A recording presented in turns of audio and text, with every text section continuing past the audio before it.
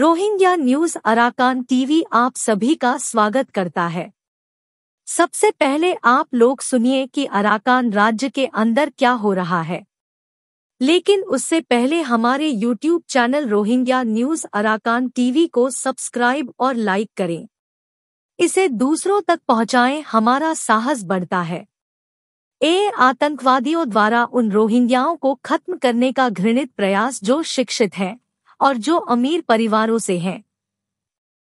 14 फरवरी 2024 कुछ रोहिंग्या विरोधी बंगाली और भारतीय बौद्ध चरमपंथियों के समर्थन से बना एक आतंकवादी संगठन है जो मोक राखिन होने का दावा करते हैं और बांग्लादेश और भारत जैसे विदेशी देशों से अवैध रूप से प्रवास करके अराकान के निवासी होने का दावा करते हैं। आतंकवादी समूह वह है जिसने अराकान में रोहिंग्या नरसंहार का पूरा समर्थन किया था और आतंकवादी शासन के साथ रोहिंग्याओं के साथ अपमानजनक व्यवहार और उनके अधिकारों से वंचित करने में खुले तौर पर शामिल था। पिछले कुछ सालों में देखा जा रहा है कि आतंकी धीरे धीरे पढ़े लिखे और अमीर रोहिंग्या लोगों को एक एक करके मार रहे हैं और अकेले ही अराकान पर कब्जा करने की कोशिश कर रहे हैं। कल 14 फरवरी 2024 सुबह लगभग 9:30 बजे कुछ नकाबपोश आतंकवादियों ने संबंधित हथियारों के साथ वार्ड 3 में आक्रमण किया और माउंगरो टाउनशिप में एक रोहिंग्या अमीर व्यक्ति की गोली मारकर हत्या कर दी। मृतक मोथी रान का पुत्र मोहम्मद शोरीफ था जो ताउं फो मी टिटे रेल ताउं क्याउं गांव में रहता था। वर्तमान पता वार्ड 4 माउंगरो टाउनशिप है। पता चला है कि मोहम्मद शोरीफ पर हमला आतंकवादियों और एआरए के बीच संघर्ष के सिलसिले में किया गया था। उनके रिश्तेदारों के अनुसार मोहम्मद शरीफ लंबे समय से आतंकवादियों और एआरए के बीच नशीली दवाओं के व्यापार के एजेंट के रूप में काम कर रहे थे।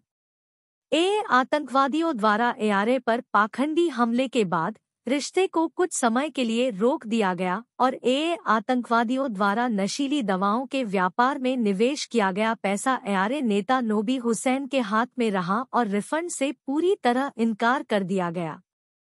मोहम्मद शरीफ के माता पिता के अनुसार आतंकवादी कई दिनों से उनके बेटे को धमकी दे रहे थे और उसे और अधिक दवाएं खरीदने और हमेशा की तरह नशीली दवाओं का कारोबार जारी रखने के लिए कह रहे थे, लेकिन मोहम्मद शरीफ ने इनकार कर दिया जिसके कारण उसकी मौत हो गई। ये कहना है अराकान रोहिंग्या साल्वेशन आर्मी अरसा का। हमारा मानना है कि रोहिंग्या शरणार्थियों पर सीधे प्रभाव डालने वाला कोई भी बड़ा निर्णय उनसे परामर्श किए बिना नहीं किया जाना चाहिए और हम संबंधित लोगों की आवाज का सम्मान करते हैं और उसे महत्व देते हैं।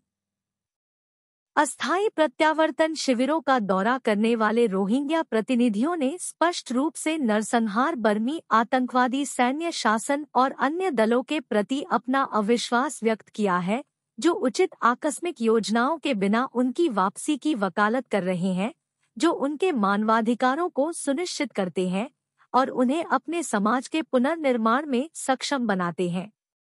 रोहिंग्या लोग जानते हैं कि नरसंहार बर्मी आतंकवादी सैन्य शासन की वर्तमान योजना उन्हें उनके जीवित रहने और आजीविका के किसी भी व्यवहार्य साधन के बिना जेल जैसी स्थितियों में कैद करने की है, जैसे कि अराकान के अन्य हिस्सों में आईडीपी की स्थिति, जैसे कि सिटवे और अन्य टाउनशिप।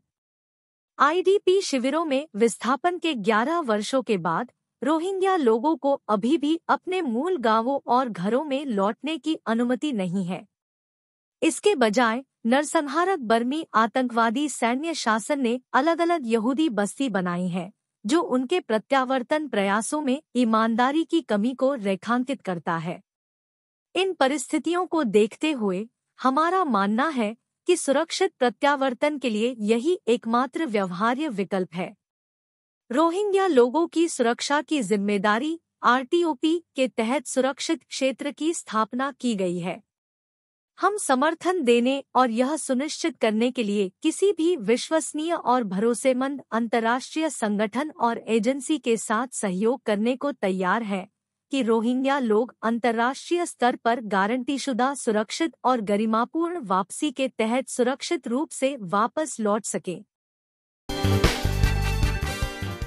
रोहिंग्या इन शरणार्थी शिविरों में कह रहे हैं कि हम अब बहुत डर और जर्जर स्थिति में रह रहे हैं, क्योंकि एपीबीएन ने आरएसओ एआरए नोबी हुसैन समूह मुन्ना समूह इस्लामे महा से रिश्वत ली है और संयुक्त रूप से हम पर अत्याचार कर रहे हैं।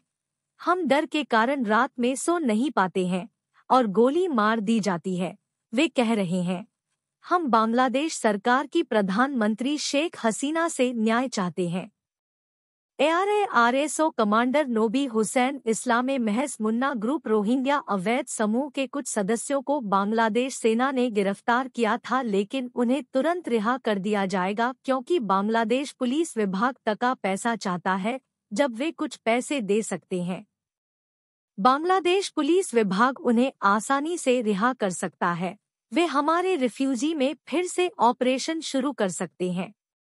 शरणार्थी शिविर समस्या में Rohingya news Arakan TV YouTube channel कृपया सब्सक्राइब करें, लाइक करें, शेयर करें, कमेंट करें।